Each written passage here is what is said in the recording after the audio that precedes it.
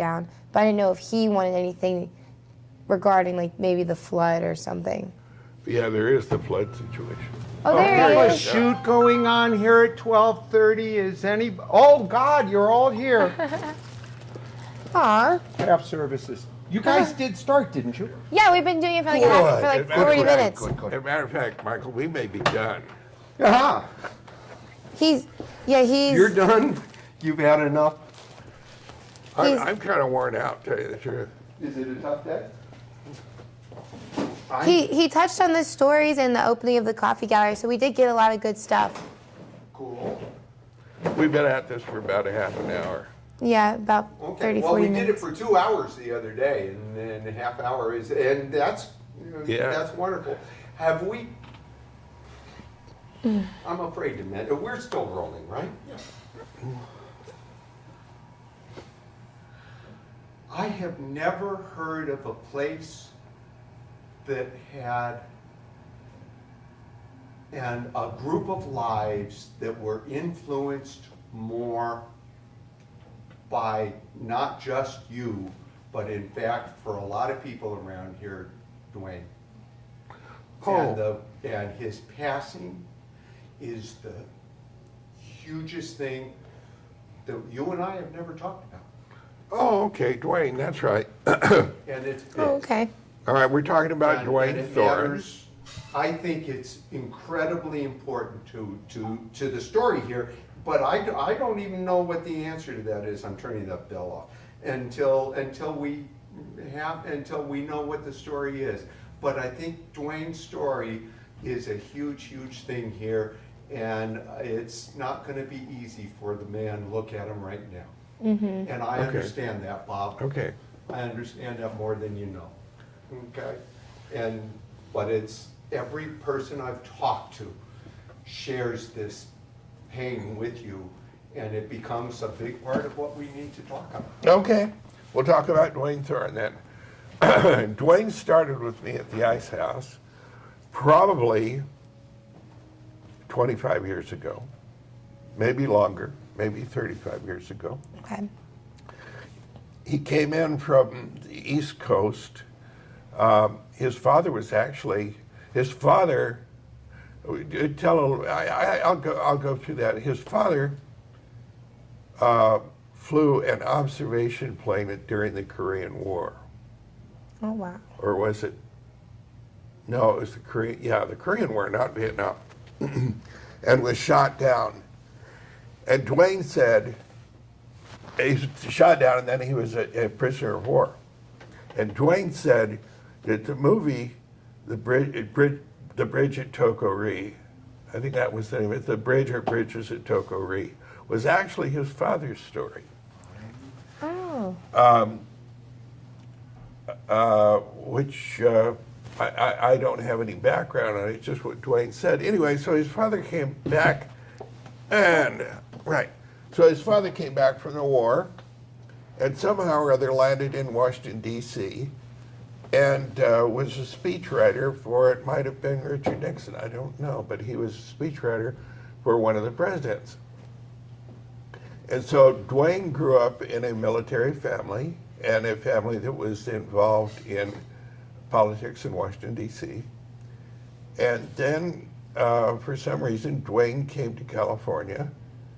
Why, I don't know. I don't know if he was singing and playing at that point, or whether he just wanted to get away from Washington, D.C. and all that sort of thing. So he came out here, as so many people do in California, with no prospects whatsoever, and believing that something wonderful would happen. And so I had advertised for a bartender at the Ice House in the newspaper. And the bartender really didn't need much experience. He merely needed to be willing and alive and trainable. And because it was just serving beer and wine and coffee house drinks, and you could train for that in a day. So he answered that call, and I hired him. And then he went from being a bartender and around, I guess, and then he probably started getting interested in what I was doing and what we were doing with the lights and sound, and I think he did some lights and sound for me too. And then we opened, this is after the Playboy thing, we opened another room upstairs, and Duane was managing that room and some other things. And then, of course, I sold the Ice House. And so Duane stayed on, and he continued to book acts up in that room. It was the annex of the Ice House. And then he stayed with Bob Fisher for quite a number of years, I believe. Then when I opened this room, he, like so many other people, gravitated up here and observed what I was doing in running the club. And he did that very well, to the point where I could actually leave and go someplace and leave the place in his hands. And I said, I can trust Duane because I know there will be no drama involved, and that he thinks with my brain and he talks with my tongue, and he will do exactly what I do, and there will be no problems. Which at the Ice House was a problem, because if I left, things came unraveled very quickly. But with Duane here, I knew that it would be all right. Duane also sang very, very well, played guitar very well, and he started producing shows, I should say, here, with a lot of tribute acts, which we're doing more and more now, and other acts that he knew of from other places. So that went on for quite a number of years. I became quite dependent upon Duane, because I knew that if I got sick, that Duane would take over, and he would take care of everything, including the sound and lights, and run all of that. He would do the money, pay the acts, and then save the rest out for me. And so I was very dependent upon Duane. Well, he started feeling, in the last couple of years, he started feeling badly. And also, I thought that Duane was quite a talented singer and player, and I encouraged him to tour Europe, because we have a lot of our folk musicians who go to England and they'll play the pub route. And to tell you the truth, a lot of them weren't really very good. But Duane was excellent, and he kind of had a Western appeal. And I said, Duane, I said, you should go to England and do this pub tour. They would love you over there. And he said, I'll do that someday and all that. And in the meantime, he was getting older, and then he finally got his pension, and he kind of got comfortable, and everything was fine with him in his life. So he was singing here and performing with some of the acts that he produced, and it was a good life for him. But then, as I said before, he started getting ill, and to the point where I wouldn't let him get on stage because I was afraid he'd fall or break something. What was happening to him? Like how? Like what kind of illness? We didn't know. Oh, okay. That was the problem. So one time, this was the final times actually, he was really feeling bad all over. He was having back problems. He was having all sorts of problems. So he went to emergency care, not hospital, but emergency care. Okay. And they X-rayed him, and then he was sitting out in the waiting room waiting for the X-rays, and he became extremely ill. And they took him directly from there to the hospital, Huntington Hospital, before they even saw the X-rays. So then he was comatose in the hospital, and they finally got the X-rays from emergency room to the hospital, and found out that he had just cancer all over his body. Oh my God. And about 4 days later, he died. And that left a great hole in his fans and friends and all that he lived with and associated with, and it left me kind of twisting in the wind. because I have very little recourse now. If I get sick or I have to leave, I still have people who can take care of it, but no one who is like on call 24 hours a day.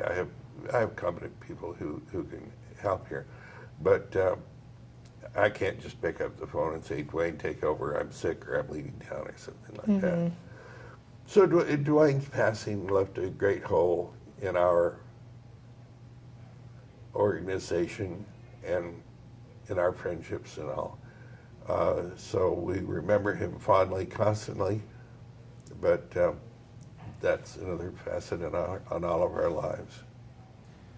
Georgia, those people that you can trust your very life to are extremely few in life. Yeah. Yes, it's true. It's Ask true. them about it. Start cold. Ask them. Hey, can you pull your mic? Just pull the string of your mic. What? Can you just pull the string of your mic from the bottom of your shirt just so Todd's up? This is? Yeah. I'm sorry, I don't understand what you mean. No, it's okay. Just need to pull this guy down here. I think that'll. Oh, Yeah, I just need to okay, pull him more tight. gotcha. So you got Georgia? Yeah. Yeah. Okay. So, Now, what, yeah, to kind of go off what he was saying, so you said that you could kind of trust your life with. Start clean like you're just asking, not like he was saying. Just start clean. So- the people that you can trust in your life, with your very life, with your business, those are so few. And what was it like, or something? I don't know. Okay. So being able to trust somebody with your life and your business and how you just calling them up to take control of a situation, there's very few of that in life. Very few. Very And- few and it- connections can be made with that kind Yeah. of trust. How did that feel? Well, it feels very secure to know that you've got backup on whatever facet of your life it is. In this case, as I said, because Duane had been with me for so long, for so many years, that he knew exactly what I wanted. And there have been groups of people who know. An interesting story. One time at the Ice House, I was standing around with about 3 or 4 employees and a person who was just sort of hanging around, and I wasn't there. I'm sorry, I wasn't there. These people, the 3 or 4 employees were standing around, and this guy was talking, and he said, "Well, Bob Stane said this and that and this and that," and all of the employees had all turned to him at once, and they said, "No, he didn't." And he said, "Well, why don't you think that Bob would have said that?" He says, "Because Bob would never say anything like that." And those are the people that you depend on, that know exactly what goes on in your mind and knows what your morality is and what you will do and what you won't do. And Duane was one of those people that I could depend on him to say the right thing every time and do the right thing. And there are very few people like that, because that's a developed lifestyle, and that takes years to promote, and it takes years to learn. And for people around you, there's very few people who can do a quick study like that. And what I basically tell these people, the people now who help me out, who run the show and whatever, I say, just do what's right. Just do what's right. Don't do what your emotions tell you. Do what's right. And that's all you have to do. And if you do that, you instinctively will know what's right, and everything will turn out just fine. Wonderful. Yeah, that was beautiful. Next, and then I'm going to interject a little thing from my own life that touches the same deal. But your next thing is realize every person we've talked to for the last week and a half Yeah. was taken by Duane's passing. Yeah. Felt a huge hole. In my opinion, and I've only seen a couple of tapes of Duane, he was Chris Christopherson or Glenn Campbell plus, not minus. He was that good in the tapes I've seen of him here. And everybody who speaks of him speaks of him as if they lost the best friend that they have ever had. And it's a hard for that. Now, I spent years with Woody Frazier, and his producers would constantly come to my office on stage and say, Woody said do this. And I said, okay, but understand this. Woody speaks in a shorthand. The sentence that he said do this was just the first thing off his head as he was flying here. And what he was trying to tell you was do something like this. So realize he didn't mean exactly that. He meant something like that. And let's try and hone this down to the tenets of what he was going for. And that was the way I helped the producers at the home show for a decade. So those things are real and they matter intensely.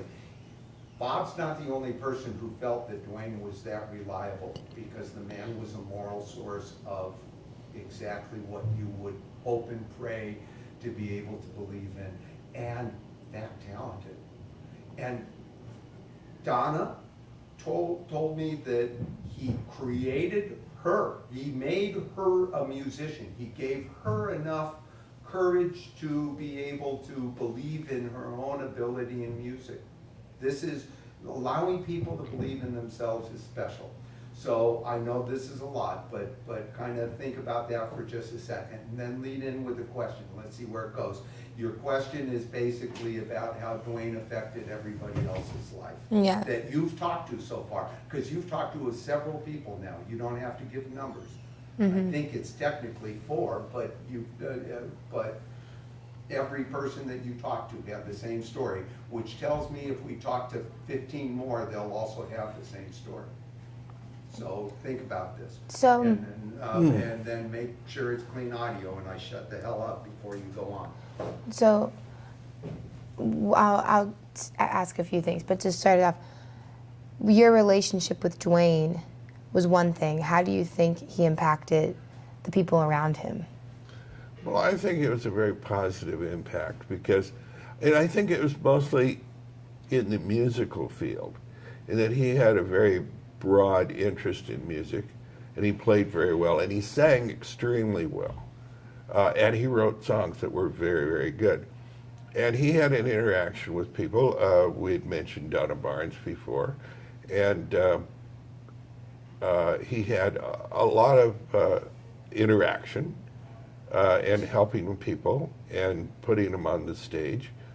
As we all do, we were in the business of discovering people and encouraging them. And Duane spent many years doing that, both at the Ice House and at the Coffee Gallery Backstage. I know at the Ice House he probably ran a room for 5 years, and encouraged them to do the best they could. And I was always sorry that Duane could not get more recognition and actually would go out and work in the entertainment field, because I think he would have done very well. Especially, I think, as we said before, I think he would do very well in the international scene. But Duane was very well liked. He had a lot of friends.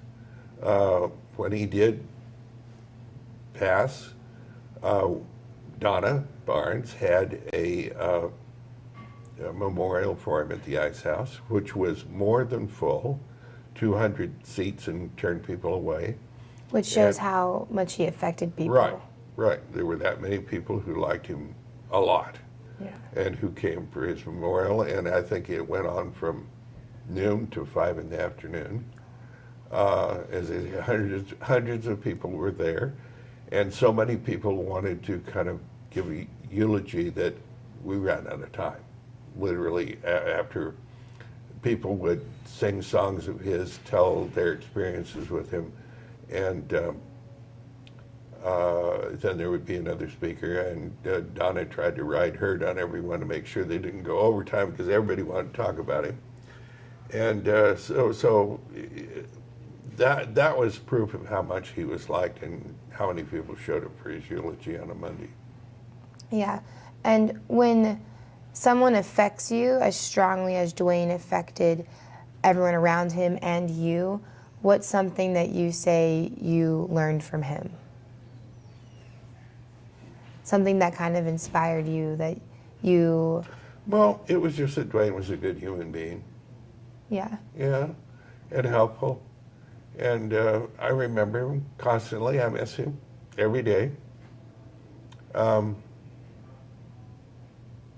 It's kind of hard to put it into a capsule form, but his presence is still here. And he was appreciated very much for all of his efforts by anyone who came in contact with him. Gives me chills. Yeah. Gives me chills. Several people have told me, more than just not, that he's the person who gave them the confidence to perform. Yeah, we were talking to, This was a gift that he would, yeah, that you took. Yeah. we had a couple interviews the last week with Neil and Stephen Kalinic, yeah, and they all had a personal connection with Duane, Okay. and we're talking about how much he affected them in their lives and brought that same kind of good energy and positive. Well, you see, a lot of that I would not know because Duane had a life beyond this room. Yeah, And I can only comment on what I saw. But again, what I saw was over 25 years. And that was his involvement with me and with the Ice House, with the Coffee Gallery and all that. And it was, it's unfortunate to, he lived like most of us on the edge, on the financial edge. And then finally he got comfortable, and it was just a shame to see him go that early. yeah.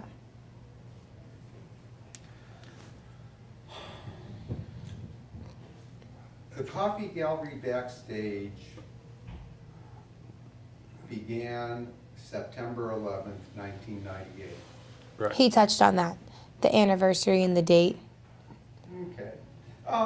Can we let's do just a little recap of that, Okay. only because I wasn't here for that, and you can do an abbreviated version of it this time, Bob, and it'll cut a little differently than the earlier stuff, and we'll use it all for what it's worth. Nothing's wasted. Okay. So when is the anniversary of the coffee house? That would be, I said- Get the name of the I know, place. I said the Coffee Gallery Backstage. I know, as soon as I said Thank coffee you. house, I was like, crap. So when is the anniversary for the coffee gallery Backstage? that'll be, the anniversary will be this September Okay. 11th, 2018. And that's unfortunately the same date as the tragedy in New York. So we aren't able to fully capitalize on that. As a matter of fact, we've not even had a anniversary party for 20 years because of that. But this time Oh, I think really? we will. We'll probably have it on another date other than that. That was, that was a great tragedy in our national culture. And we're sensitive about that. And it's difficult to have a party on a day when so many people died. Yeah. So anyway, that'll be coming up. We'll no doubt have 4 hours of music and fun, and probably a huge cake. And we'll burn 20 candles, and we'll try to remember what's happened in the last 20 years, and hopefully what's going to happen in the next 5 or 10.